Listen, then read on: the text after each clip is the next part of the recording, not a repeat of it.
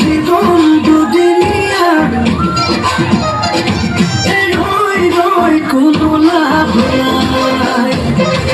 রাতি কেলে বাকই ঘুরে ঘরুলাম বই লই যাম তোকে বলুয়াই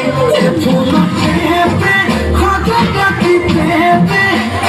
খালি নেবে বিয়ে পাতি নেবে কিনো নয় ওই পুরা বিতই তোকে লই লই যাবে কই দুরনি লই